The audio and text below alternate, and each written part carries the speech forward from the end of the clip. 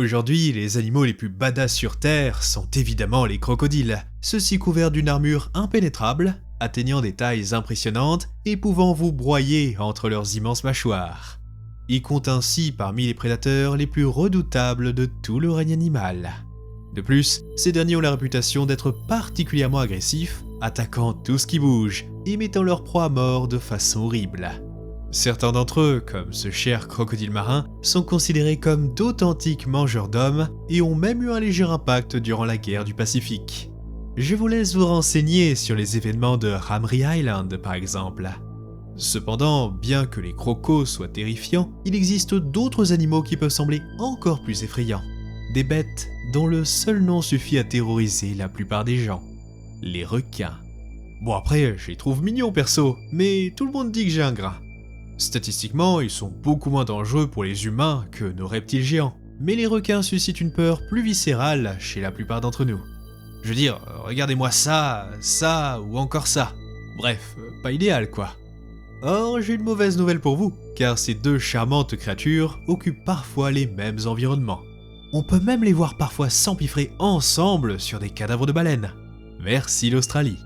Alors, certes, mieux vaut éviter de traîner dans l'eau à ces endroits, mais en soi, ça pourrait être pire. En effet, contrairement aux tigres et aux lions, on n'a pas à craindre que les deux s'accouplent pour créer une sorte d'hybride de l'enfer. Déjà, rien que les dents de la mer, c'est suffisant. Alors, imaginez un croco-requin. Non merci. Heureusement, Mère Nature nous épargna une telle monstruosité. Enfin, peut-être pas. Peut-être qu'il fut un temps où de telles créatures hantaient bel et bien les océans. Or, pendant des dizaines de millions d'années, un groupe de prédateurs terrorisa les mers du monde entier, des animaux que l'on peut résumer à des sortes de croco-requins, ceux-ci plus communément appelés les Thalattosuchia. Même si leur surnom pourrait vous faire croire qu'ils étaient à la fois requins et crocos, ce n'était évidemment pas le cas. C'est pas comme ça que ça fonctionne l'évolution. Alors, qu'est-ce qu'étaient les Thalattosuchia ? Eh bien, des crocodiles, si vous voulez. Mais pas vraiment non plus. Et ils sont aujourd'hui classés comme un clade d'anciens crocodilomorphes, apparus au début du Jurassique, et qui, bien que n'étant pas de vrais crocodiles au sens propre du terme, étaient des cousins éloignés de ceux que nous avons aujourd'hui. Bien sûr, ils furent loin d'être les seuls anciens crocodilomorphes qu'ait connus la Terre, mais ils furent ceux qui colonisèrent spécifiquement les environnements marins. Ceci déclencha le début d'une formidable épopée préhistorique, au cours duquel beaucoup devinrent des prédateurs marins entièrement aquatiques. Ils se répandirent aux quatre coins du globe durant le Jurassique, profitant des mers chaudes et peu profondes de l'époque. Or, même dans ces eaux déjà infernales, certains devinrent des super prédateurs, jouant des rôles assez similaires à ceux des requins aujourd'hui. Après, soyons honnêtes, juste nager dans l'océan n'est pas une raison valable pour mériter le surnom de croco-requin. Et vous attendiez peut-être à quelque chose d'un peu plus squaloïde, on va dire. Mais avant de rage quitte la vidéo, laissez-moi vous expliquer. Sachez que les Thalattosuchiens étaient un groupe très diversifié, avec des taxons plus ou moins adaptés à la nage, avec des espèces plus ou moins crocos sur les bords. Déjà, pour résumer, on observe une grande scission au sein de ce clade divisant le groupe en deux, et donnant naissance à deux superfamilles, les Teleosauroidea et les Metriorhynchoidea. Ces noms peuvent vous sembler abstraits pour le moment, mais représentent des histoires évolutives totalement différentes. C'est peut-être même l'exemple ultime entre choisir la voie de la facilité et celle qui sort des sentiers battus. La première superfamille, les Teleosauroidea, était du genre à faire comme les autres crocos semi-aquatiques, ceux-ci parfois marins mais pas vraiment adaptés à la vie loin des côtes. Quelque chose qu'on a vu régulièrement à travers l'histoire, avec d'autres crocodilomorphes capables de vivre en eau salée, tout en conservant globalement la forme, les caractéristiques classiques des crocos, tels le Deinosuchus ou notre crocodile marin actuel. Bref, pas vraiment des croco-requins quoi. Toutefois, ça ne veut pas dire qu'ils ne pouvaient pas être intéressants ou intimidants à leur manière, car ils pouvaient devenir sacrément gros. Prenez par exemple le Machimosaurus, le Teleosauroidea ultime étant le plus grand croco connu du Jurassique. Il aurait mesuré autant que deux girafes empilées l'une sur l'autre pour plus de 3 tonnes. Sacrée bestiole quand même. Et bien sûr, comme tout bon croco, ses mâchoires étaient à la hauteur de son apparence, peu engageante on va dire, avec des dents spécialement conçues pour saisir et broyer de grandes proies, telles potentiellement des tortues marines. Apparemment, les dinosaures pouvaient aussi passer à la casserole de temps en temps avec des os de sauropodes portant des marques de dents attribuées à Machimosaurus. Comme quoi, même les plus grands animaux terrestres sur Terre ne pouvaient pas aller à la plage sans craindre leur propre version des dents de la mer.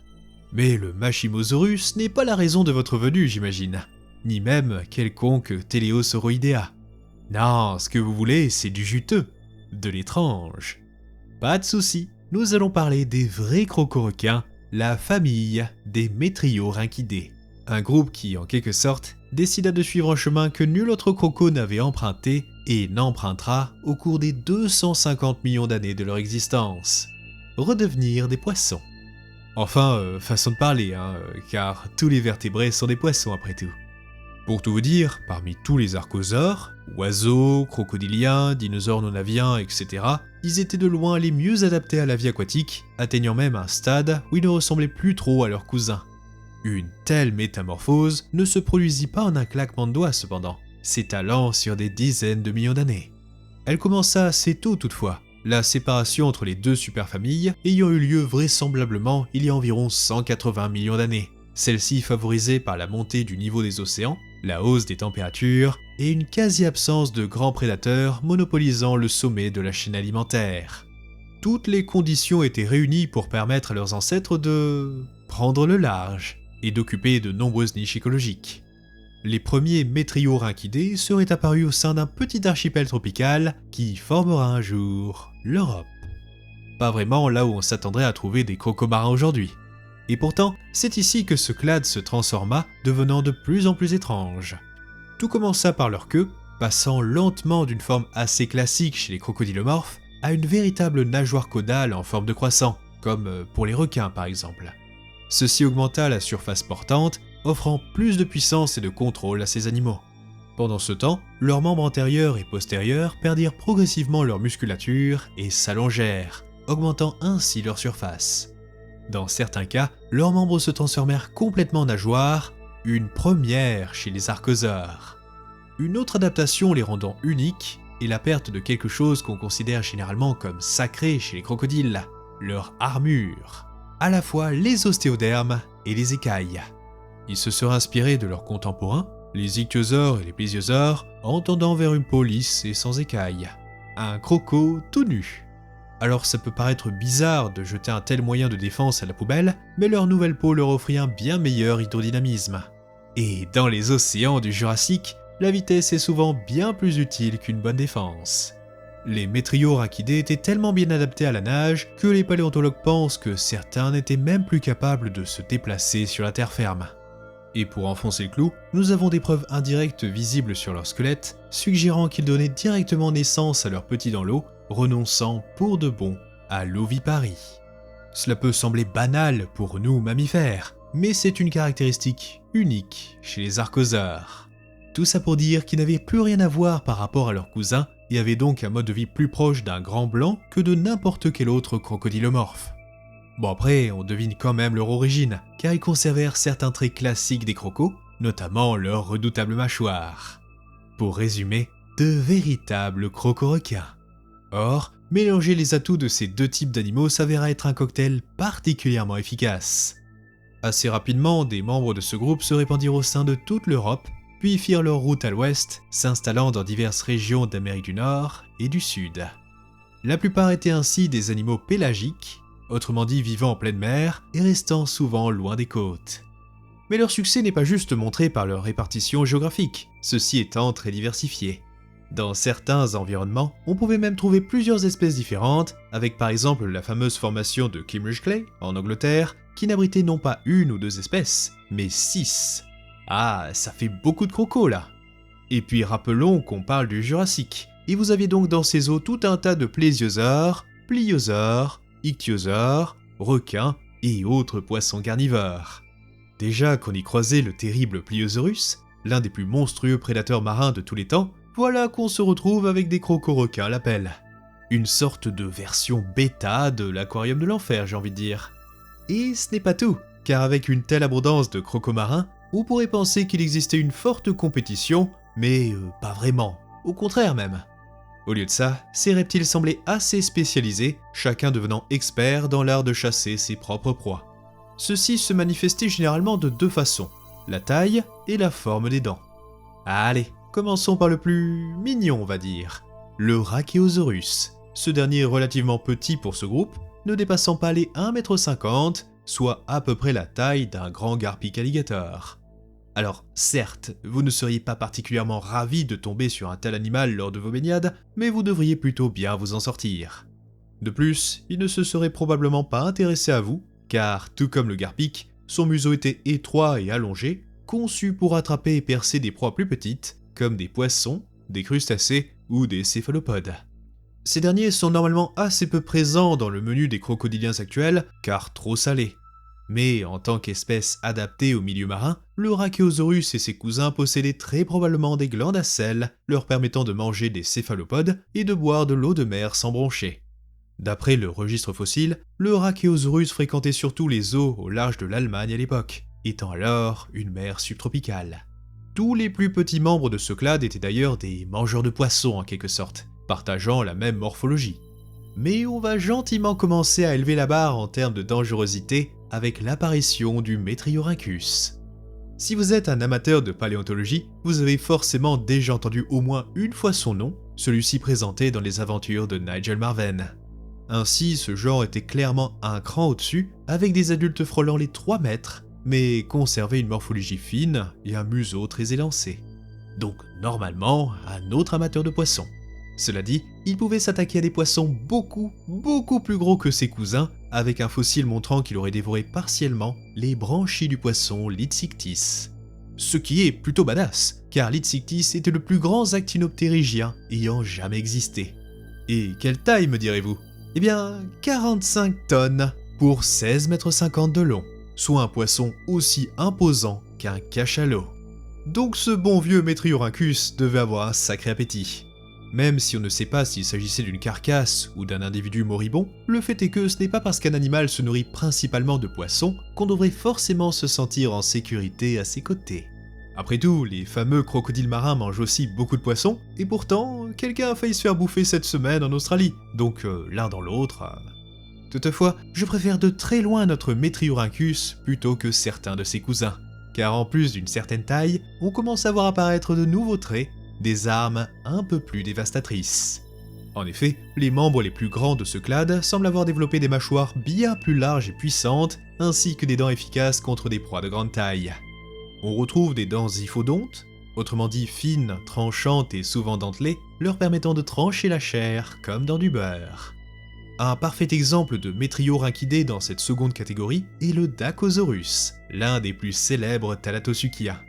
Ce charmant animal était assez commun au Jurassique et au Crétacé inférieur, celui-ci retrouvé sur 3 continents différents, en Europe, en Amérique du Nord et en Amérique du Sud, terrorisant divers animaux de taille moyenne. Or, c'est avec Dacosaurus qu'on arrive aux crocoroquins qui auraient adoré faire votre connaissance, car ces reptiles chassaient typiquement des proies de taille humaine, et vous n'auriez eu aucune chance de leur échapper. Il aurait pu mesurer jusqu'à 5 mètres de long, soit autant qu'un grand requin-tigre. Mais le pire, c'est que leurs dents étaient encore plus dévastatrices que celles d'un requin-tigre, ressemblant plutôt à celles de certains dinosaures. À vrai dire, quand ces dents furent découvertes pour la première fois, les paléontologues pensaient avoir trouvé celles d'un mégalosaurus, pas celles d'un crocodilomorphe. Et ces dents, combinées à des mâchoires absolument démesurées, donnaient aussi au Dacosaurus la capacité de chasser des proies bien plus grandes que lui. On lui attribue notamment la mort d'un Caepulisaurus, un ichthyosaure de la taille d'un grand requin blanc. Ainsi, même s'il est difficile d'en être certain à ce stade, il semble que Dacosaurus aurait été un hypercarnivore et aurait pu s'attaquer à peu près tout ce qui passait à sa portée, tels des plésiosaures, des poissons, des requins, des ptérosaures savant trop près de la surface, et même ses propres congénères. Les paléontologues pensent d'ailleurs qu'il était parmi les chasseurs les plus efficaces de son environnement, mais pas un super prédateur pour autant. Après, même si je me focalise sur Dacosaurus, je tiens à préciser qu'il était loin d'être exceptionnel. En effet, vous aviez plein d'autres Metriorhynchidés de taille assez similaire qui semaient la terreur dans les océans, dont l'Agiosaurus, le Suchodus et le Tyrannostes. J'irais même jusqu'à dire que ces trois-là étaient encore plus redoutables que le Dacosaurus.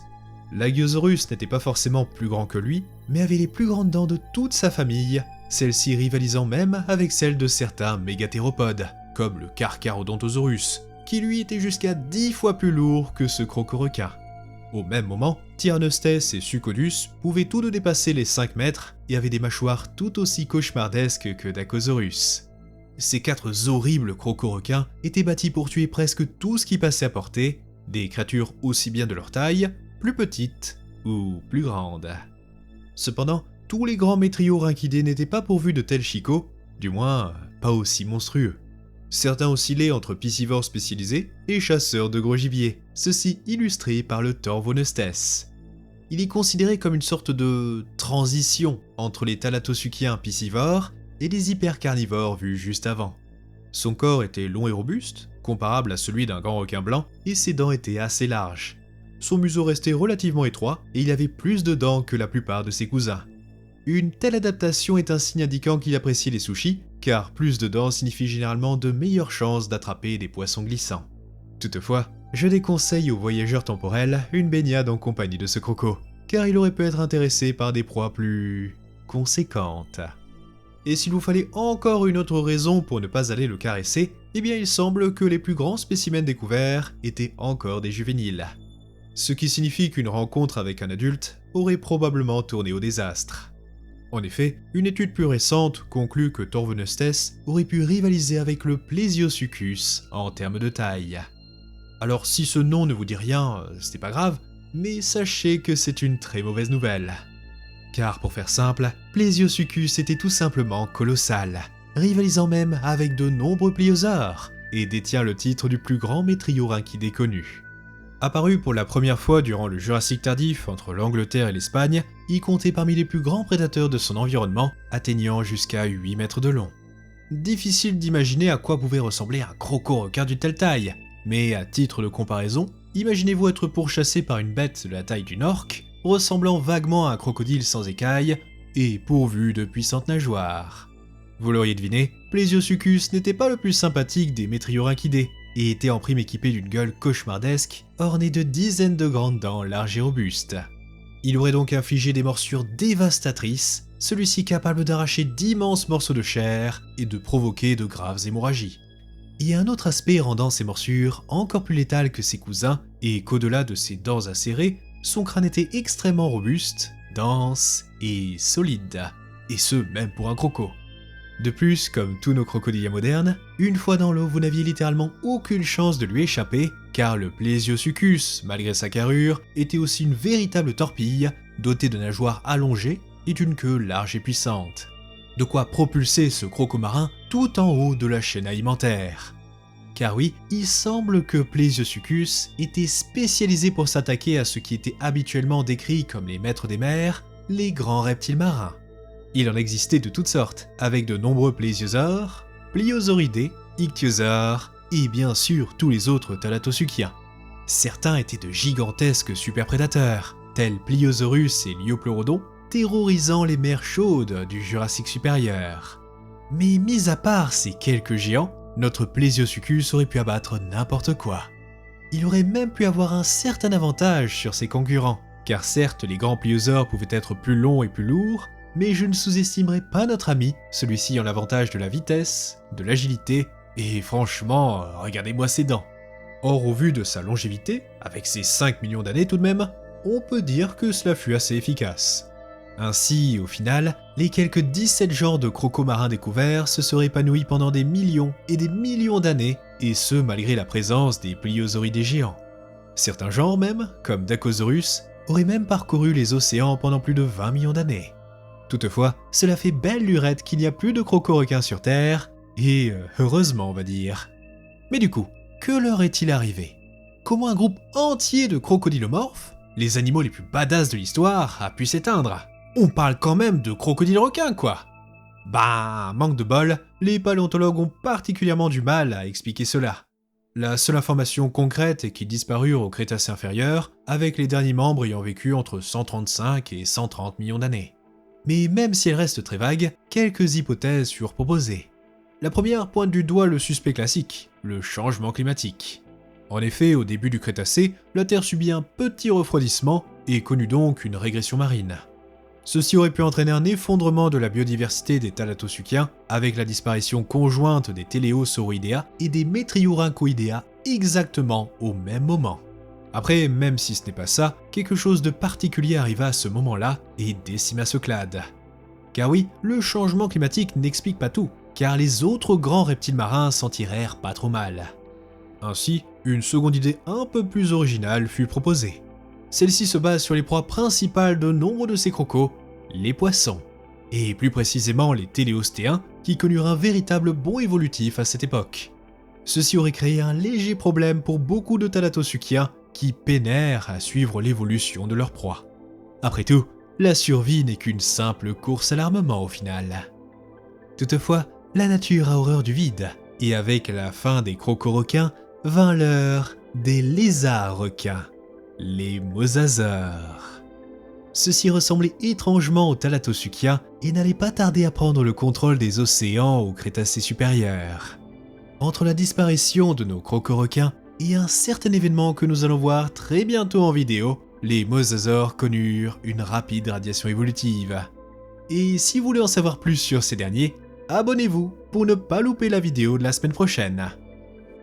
Bon bah on y est hein, les 20 000, merci les gars. Et juste après les 1 an de la chaîne en plus, on peut dire que vous avez le sens du timing. Et pour fêter ça, j'ai une petite vidéo bonus rien que pour vous. Comme toujours, merci de votre attention, de votre participation, et on se dit à la prochaine aux eaux perdues.